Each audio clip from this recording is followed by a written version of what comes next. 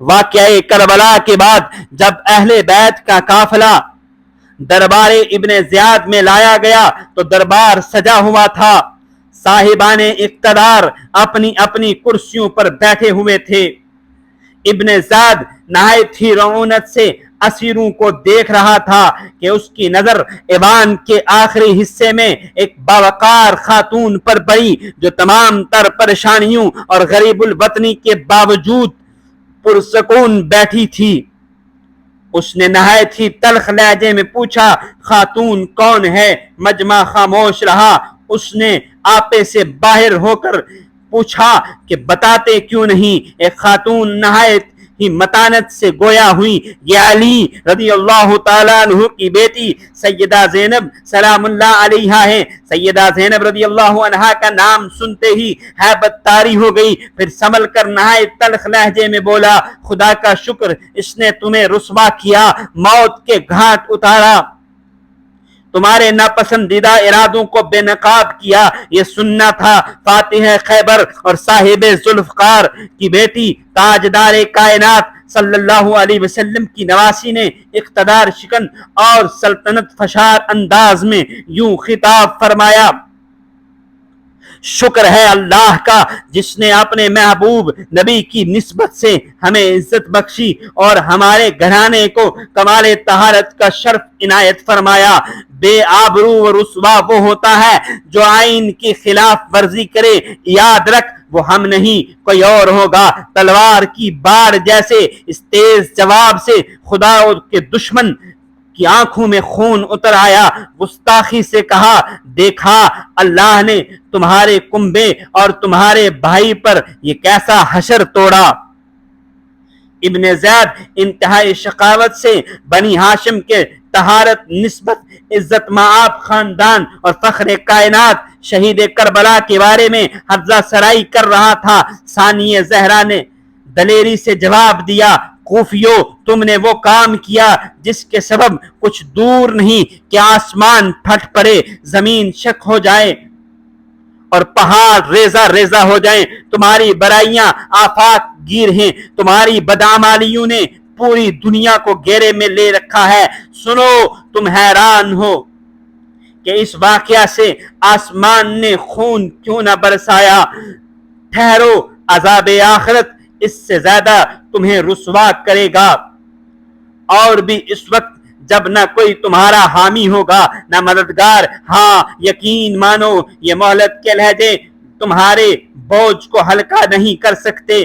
وقت قبضہ قدرت سے باہر نہیں ہے، انتقام کی گھڑیوں کو قریب سمجھو اور داد اور محشر گناہگاروں کی گھات میں ہے۔ پھر آپ نے فرمایا، کوفیو تم اس وقت کیا جواب دو گے جب پیغمبر خدا صلی اللہ علیہ وسلم تم سے کہیں گے کہ تمہاری آخری امت ہو، تم نے میری اولاد، میرے اہل بیت، میری حرمت اور میری ناموس کے ساتھ کیا کیا؟ میرے گھرانے کی ہستیوں کو اسیر بنایا اور قتل کیا۔ کیوں؟ میرے احسانات رشد و ہدایت کی یہی جزا تھی، یہی صلہ تھا کہ میرے بعد میرے عزیزوں اور میری آل اولاد کے ساتھ یہ سلوک کیا جاتا۔ اہل کوفہ اندیشہ ہے کہ کہیں تمہارا وہی حشر نہ ہو جو شداد اور اس کی امت کا ہوا۔ ابن زیاد تو نے ہمارے بڑوں کو تہتیغ کیا، تم ہمارے عزیزوں میں سے کسی کو نہ رہنے دیا، ہمارے سایہ دار درخت کی شاخیں کاٹ دی، ہمارے پھلے پھولے درختوں کو جڑ سے نکال ڈالا۔ اب اگر قلب و جگر کی آگ یوں ہی بجھتی ہے تو پھر سمجھ لے کہ ٹھنڈک پڑ گئی، حقیقت روز حشر آشکار ہوگی۔ اس وقت تم ہو گئے اور آتش جہنم کے انگارے ہوں گے، تو حقائق پر پردہ ڈالنے کے لیے بد کلامی پر تل گیا ہے۔ یہ ایک حقیقت ہے جو میرے دکھی دل کی آواز ہے، ہماری ہر بات حقیقت کی ترجمان ہے۔ فوج یزید نے قافلہ حسینی کو بدترین مصائب میں مبتلا رکھا، مگر علی کی بیٹی نے ایسا فصیح و بلیغ خطبہ ارشاد فرمایا کہ دنیا آج تک حیران ہے۔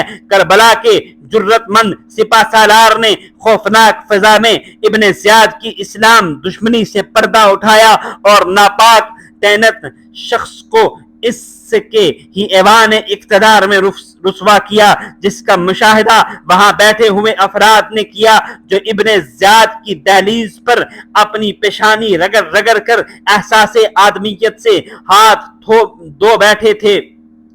اس کے بعد مایوس ہو کر ابن زیاد امام زین العابدین کی طرف اشارہ کر کے دریافت کرتا ہے۔ ان کا منہ توڑ جواب سن کر غصے سے کہنے لگا کہ تیری کیا مجال میرے سامنے گستاخی کرے۔